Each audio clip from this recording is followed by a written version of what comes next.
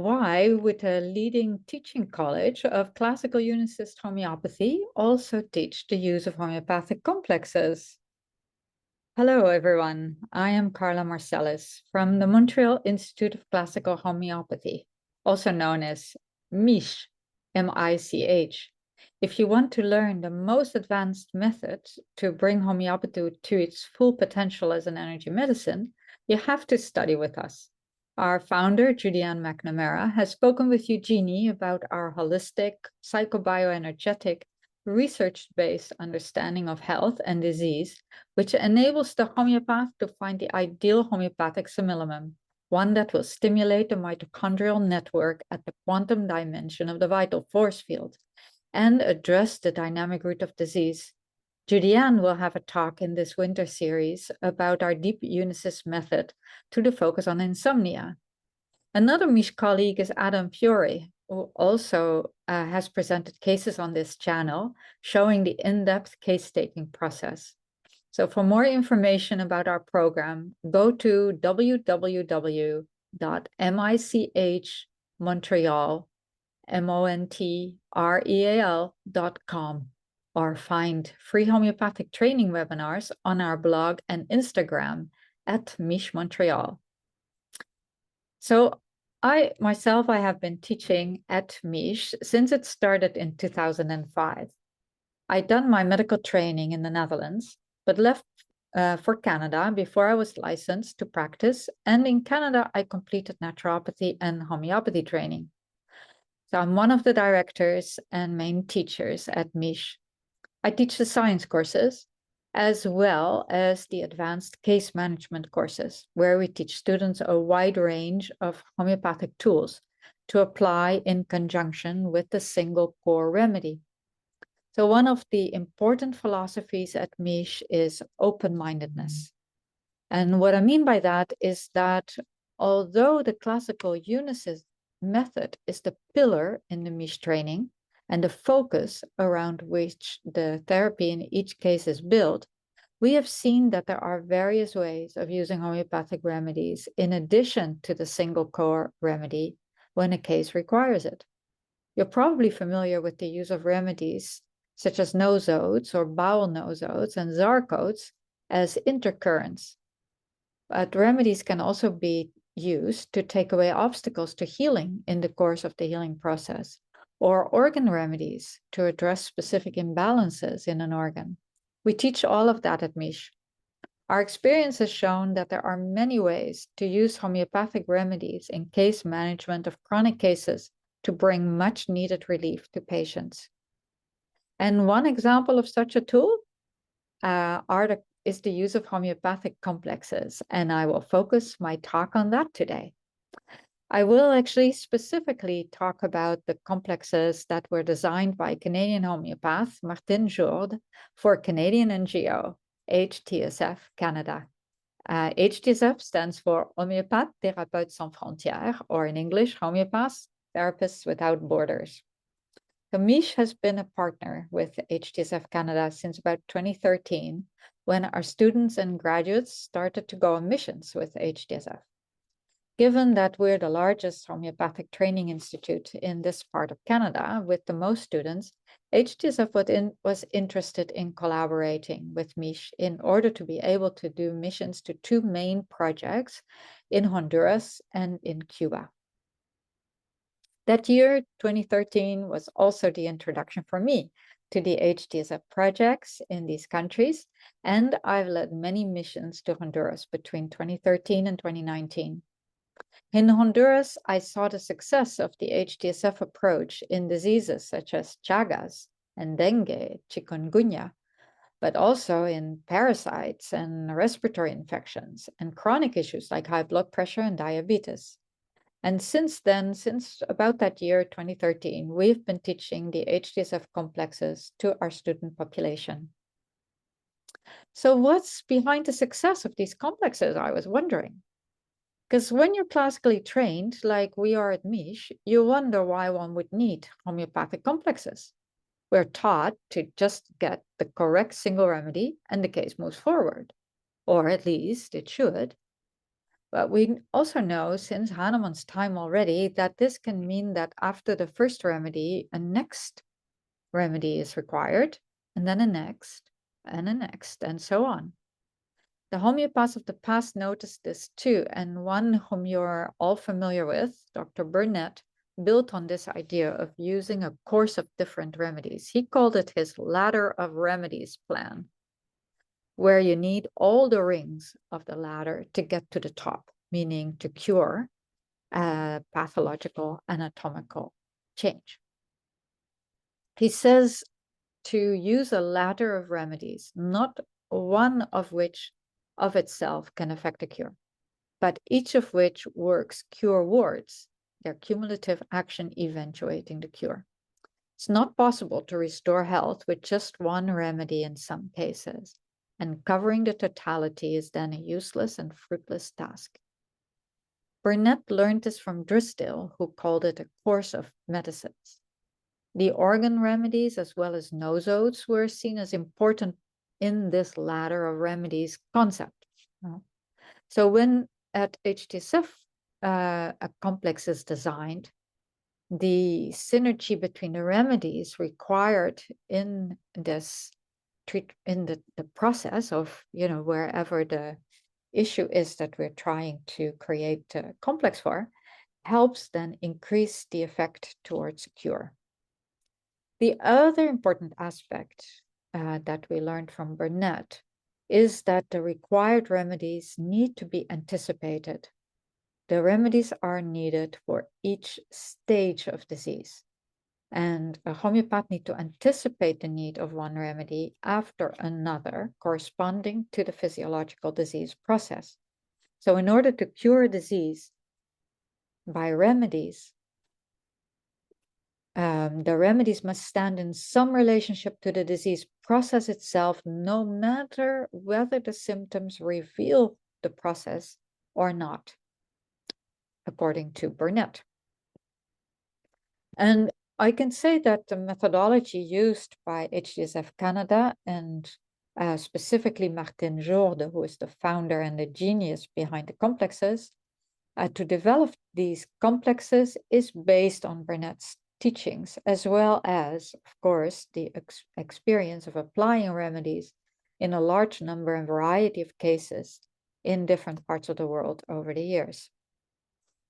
So the first thing to note, one can note about the HTSF complexes is that they match the process of the development of disease, also as it was discovered in the provings of each of the remedies, as well as clinically observed in patients.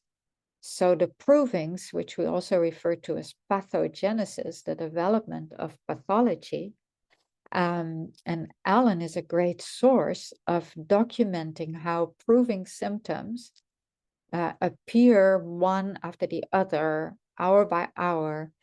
What is the order in different remedies, each, of course, in a different way. And so when we conceive of a complex for a particular process, of course, each step in that disease process is then anticipated and matched with a remedy. And we can say that an HTSF complex acts as a simillimum to the disease process it is meant to address. These can be inflammatory processes, or viral, bacterial infectious processes, metabolic, degenerative processes, etc. By bringing the remedies together that affect the steps of such a disease process, we create a new whole, and we call it a synergistic whole. The action of the remedy are not simply their individual actions, and therefore an addition of remedies like 1 + 1 = 2, but it's our experience that the complexes work more efficiently than the remedies would individually. So a complex is an example of the holistic complex, the concept that the whole is more than simply a sum of its parts. It's a quantum phenomenon. Now, going back to formulating a complex, So there is 3 levels that need to be addressed by the remedies. We've already talked about the disease itself, so what we know about the progression, about the pathophysiology, the steps in its development. But we also need to address the patient. For example, susceptibility, hereditary factors, what we call the terrain, the constitution, epigenetic changes, the miasms, suppressions, lack of detoxification, or the presence of or lack of mineralization, so demineralization and dehydration, or an immune system that's not working adequately. And also the environment, the need to adapt to different environmental circumstances or adaptation to change of seasons. So each complex, whether they are for acute diseases or chronic, addresses more than just the symptoms of the disease, strictly speaking, and might address adaptation of the immune system, underlying miasms. Complexes can include nosodes, bowel nosodes, and sarcodes for adaptation and a deeper and a more complete healing. So they're really well thought out and really very complete. And I'm gonna give you one example, and I think this must be one of our most used complexes. And it's a complex that relates to epidemics. Epidemics are a category of disease where homeopathy has had a lot of success over the past 200 years. And it's been said that homeopaths are well suited to dealing with epidemic disease. It's rooted in our history of the homeopathic medicine. And I'm sure you all know of the great successes homeopathy has had over the last 200 plus years in epidemics. And maybe you also know the concept of a genus epidemicus. This was Hahnemann's discovery that a homeopathic simillimum can be the remedy that matches all the symptoms of a collective disease, such as an epidemic. Hahnemann's first use of a genus epidemicus was in scarlet fever epidemic. And the remedy was belladonna, you may know about this. So our specific training as homeopaths allows us to observe not just an individual symptom, but also collective the groups of symptoms and the natural course of disease and their pace and intensity and the mental state of the population, and of course, all the particularities. We know how to efficiently integrate both characteristic and peculiar symptoms into an image or a totality. And so homeopathy really is a great model for understanding complex and dynamic phenomenon like an epidemic is. So then why the need of a complex rather than just one remedy as a genus epidemicus? Now, we need to take into consideration in an epidemic many different experiences and that people have had in their lives, different constitutions and different environments.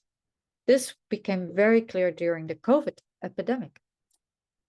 Even though there was an amazing attempt made by many homeopaths around the world to come up with a genus epidemicus for the whole population, and a number of different remedies were helping people in different places and circumstances.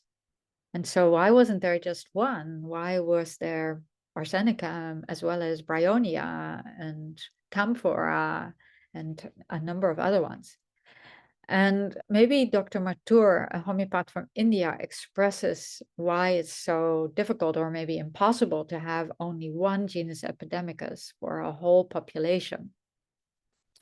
And he says that the genus epidemicus cannot be regarded as a universal principle.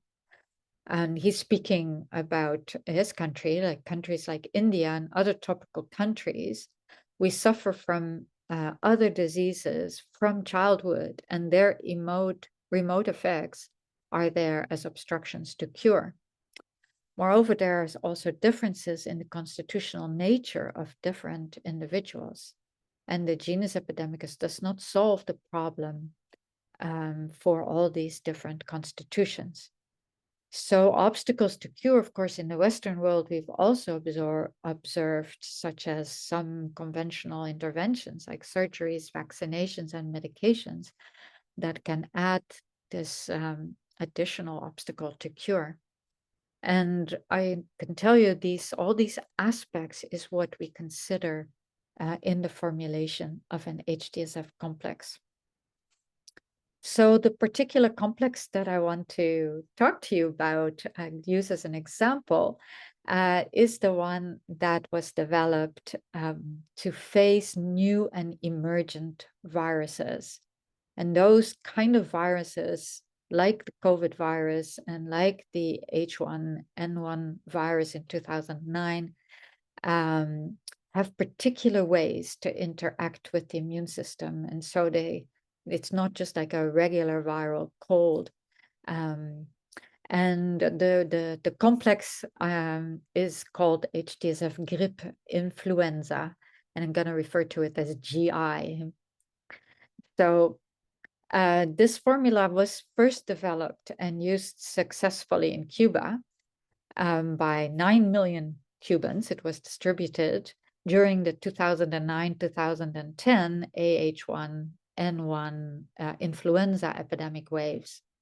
And it has continued to show its efficacy in Cuba, as well as in Canada and Honduras, including during the COVID pandemic. And I'm going to talk a little bit about that, like it sort of used the now more than the 13 years of experience we have with this complex, and what that has meant for different populations.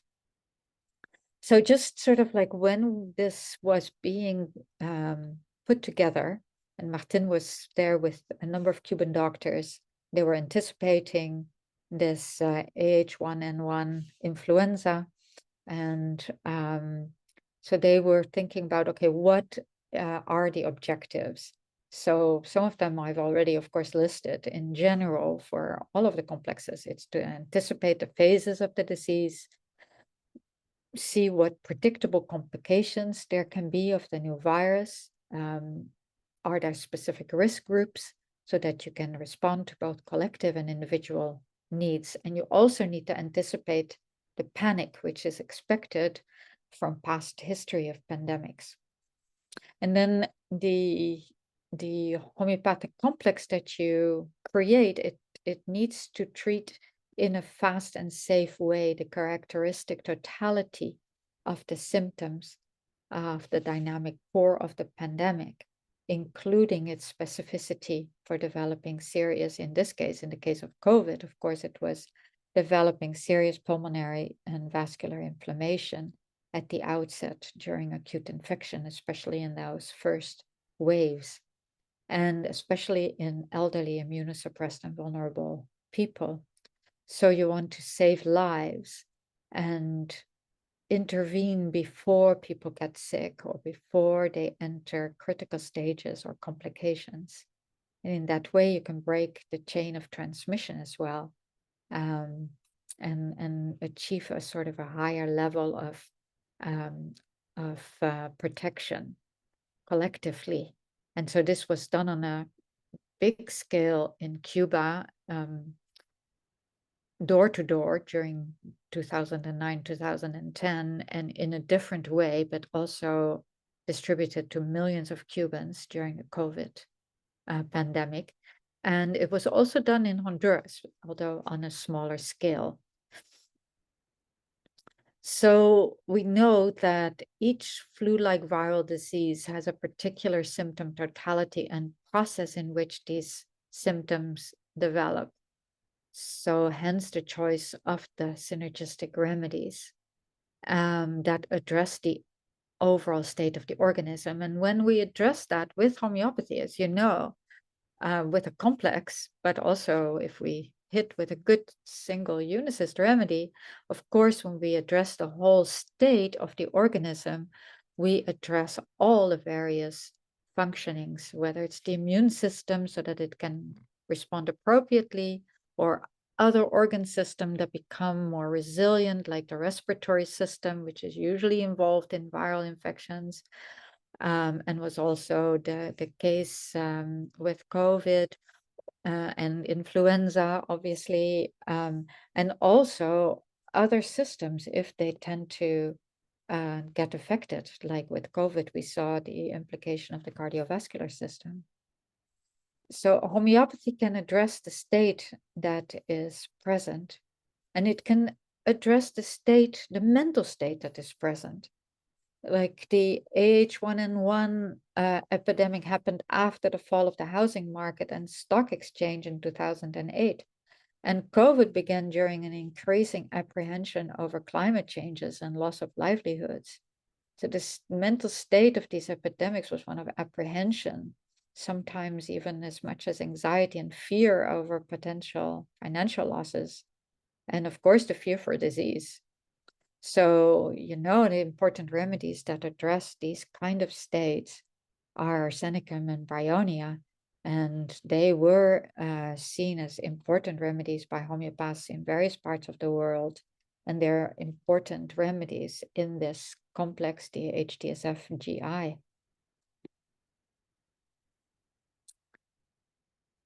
So the anticipation of the symptoms, of course, also a well-known practice in homeopathy, is to address symptoms that haven't found physical expression yet, but that one can predict and therefore treat in their latent state, and sometimes see in their mental state, in the already change that a person is experiencing, but sometimes they are there but latent. So there are remedies in the same HDSF-GI complex that anticipate the impact of the new virus on the respiratory system, like tuberculinum aviar is in it, or the impact of the virus on the blood and circulation, such as Crotalus horridus in this complex. So you'll see that the complex is being built from various angles, and the anticipated disease progression is an important part, but there were also already observations of early cases and cures with a number of different remedies of these early cases of disease that then helped to confirm the remedy in the complex or add a remedy to the complex. So as I said, this complex was used widely in Cuba in the 2009-2010 AH1N1 influenza epidemic among 9 million Cubans, and at a smaller scale in Quebec and Honduras and Canada. And because it was so successful at that time, homeopaths as well as HDSF in their projects continue to recommend the use of the complex in flu and cold seasons. So this has been going on since that time, so now about 13 years. And the cohort of people that's been receiving the complex, so that might be like a once a week, like we're not talking about any kind of daily or even once a month. But there was a study has been, following these people over these years, and it has shown that there, apart from the direct effect, let's say, that the people get influenza, there were indirect benefits of this use, and including an improved immune and respiratory efficiency. So better immune responses overall and better respiratory functioning overall. A reduced prevalence and incidence in those who would normally be prone to respiratory diseases, like and elderly, like viruses and influenza and dengue in the case of Honduras and Cuba.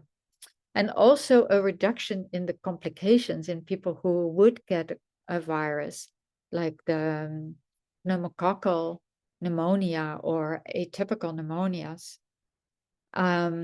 And what was most sort of surprising was that we found a reduction in chronic problems such as emphysema and pulmonary fibrosis. These cases were improving. Apart from the people that were in this vulnerable population, their caregivers also had much fewer respiratory infections. And we know, families with children that are in daycare or in primary school, they often, or professionals who work with these children, like babysitters and teachers, that they also had much fewer incidence of colds and flus. So when I hear these results, of course, I conclude that this HTSF GI grip influenza does real homeopathic deep work. It affects the epigenetics and addresses seasonal susceptibilities. It addresses chronicity, suppressions, miasms. It's really amazing. And also, so I'm thrilled, right? I am very excited. And so I'm now going to look really deeply into the formula. And so what's so great about it? And I find that, of course, I'm a classically trained homeopath and look at these individual remedies, and I learned them and I've used them, and applied in practice many times. But seeing them in this kind of synergistic way and the impact that the whole complex has, I've started to understand them on a whole other level. I'm just gonna use one example, the arsenicum in the complex, because of course arsenicum is well known by all of you, I'm sure, and it's a favorite polycrest, and it makes sense in a complex for infections with its role in contamination and intoxication. And you're familiar with the fears of arsenicum, which, this mental picture of fear and apprehension we could see in both the influenza and COVID pandemics. And even in individual patients, we had some reports, where the patients would cry out that they will not get cured. I will not survive this acute disease. I'm gonna die from it, so that sort of intense anxiety that arsenicum then can address. And also fear that provokes diarrhea in children and pregnant women is one of the things that was seen. So arsenicum would address that too. And in the literature, we see arsenicum album having very specific similarity with severe influenza. Even Hahnemann used arsenicum, as well as Rustox and Baptisia, to other remedies in our complex, curatively in different epidemics of influenza in his time. So all of this was kind of to be expected. But then my additional understanding of arsenicum came that it is a remedy that addresses obstacles from medication use, where the arsenicum lifts the suppressions and it really helps regain health at the epigenetic level. So really other angle of using the arsenicum and how it can do that so beautifully within the synergy with these other remedies in the complex. So I hope this example helped you to see the power of what these complexes can bring. And also, that you understand why this grip influenza is one of the most used of the HTSF complexes. But of course, it's not the only one. There are many HTSF complexes, and there is a core group of about 15 complexes that is referred to as the first line of complexes. They are the ones that are taught to families, community leaders, as well as other kinds of health professionals. So these complexes were designed specifically to relieve the various phases and causes of acute disease processes and traumas, such as injuries, infections, fevers, coughs, diarrhea, etc. But there are also complexes specific to tropical areas that relate to chronic disease, like metabolic diseases, kidney problems, cancer, problems with memory, childhood development, and of course, especially try and change the course of development towards these chronic diseases in people that are being treated with them. So every complex that is developed is based on the same methodology of addressing both the stages of the disease development, the patient's underlying constitutions and epigenetics, possible suppressions, and environmental influences, right? All of them. So these first line, these, the ones that address all these acute disease processes and traumas, of course, they are perfect example of a group of remedies that can efficiently and effectively address a variety of community and professional needs.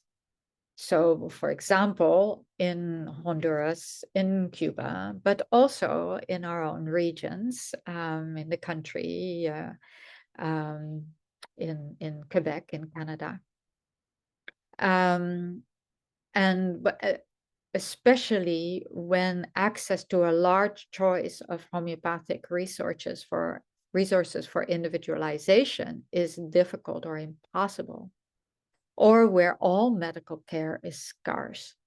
So this is where this group of remedies becomes extremely important. And I have to say that outside of, the obvious places like Honduras, where there is such lack of medical care and where it's so expensive for people to go and get medical treatment, in our own areas, working with families where, of course, the child always falls ill on Friday night. It has to be a law that determines that. And who are you going to call, right? And so to train our families to use these first line of HDSF complexes so that they have it in the house. And then when they reach out to you and they've tried one or two, and they'll get more and more successful as they get experience, of course. But even if they haven't been successful and they reach out to you, you know that they've got the kit of the remedies and that they can give the remedy right away to the child or even the adult, right? Whoever is going to need it. So those are circumstances that are access to maybe your homeopath is more difficult, and where these complexes can provide a great solution. And yeah, of course, all the protocols also are based on the clinical and international homeopathic expertise and experience, and they really fit perfectly within the role of a homeopath, because I found definition, that was used by the regulatory body of homeopaths as health professionals in Ontario, Canada, the CHO, about the role of the homeopath, which is to stimulate the individual's natural healing process in order to restore and maintain health. So it's as simple as that. And the complexes fit that definition perfectly. So also we can say the development of the HDSF complexes is continuous, and it's always in response to a demand, whether it is the partners in Cuba or in Honduras because they've observed something, some disease process or some emergence of disease, something that they haven't seen before or something that they're seeing now more often and that they want support with. And over the years, especially the collaboration with Cuban hospitals and universities has helped the development of new complexes. There are now some 100 HTSF complexes, and many are part of research protocols in Cuba. So they're being applied under research conditions, and so good evaluation can happen of them. And they respond to a number of different health problems. So I hope now that you've heard all of this, that you agree with me that the HTSF complexes are intelligent and their development is evidence-based and their action is synergistic. They address several physiopathological phases in the disease process. They cover several types of sensations of the same phenomenon. They address epigenetic and constitutional needs. They provide adaptation to environmental changes, etc., each one in and of themselves. And you'll understand that a complex then has a much larger target. And it's less likely that the correct sort of direct object of treatment is missed if you compare that to the use of a single remedy. Now, I've said this before, the other advantage of this system of complexes is that it is much easier to teach, to understand, and to apply. They don't require the 4 years of studies it takes to train a classical homeopath, right? So HTSF has introduced the complexes to health promoters, community leaders, and parents for many years now. And thanks to these complexes and the training of the use of the complexes by community leaders and various people in the community, parents in the families, etc., and our support, even if it is at a long distance, the health promoters, community workers, they have been able to uphold this first line of care in their families and localities. As I explained, where the access to medical care is usually absent or very expensive. So the complexes, they can also be locally multiplied and therefore provide autonomy to the community. Now, HTSF has been continuing these trainings, and there are more than 1,000 people trained in Honduras alone, and many more in Cuba, Haiti, and Canada. Apart from teaching the complexes at Miche, through that partnership with HTSF Canada, I personally have also had the privilege to go to Honduras for extended periods of time and lead missions of Miche interns and graduates to help the projects there. So the overall vision for the work in Honduras has always been that health is an integrative part of sustainable development and of empowerment and autonomy of communities. And this is a main objective. So HTSF attempts to achieve this through establishing dispensaries for autonomy of remedies, developing protocols that can be taught for autonomy of looking after health and caregiving, providing training, support, and development with the community leaders, and promoting a community-based ethical action research related to these protocols so that they also can be followed and see how effective they are. So the HTSF complexes form a center point for using homeopathy in this integrated interprofessional, because we work with other health professionals, and this community-based approach to health, and sustainable development, and in the end, poverty alleviation. Because when you're healthy, you're able to contribute to your community and to your family, and raise the level of well-being overall. So the activities of the HTSF Canada and Miche missions, they do have a clinical component, but much more they are an intervention of professional homeopaths, also in training, collaboration, and research.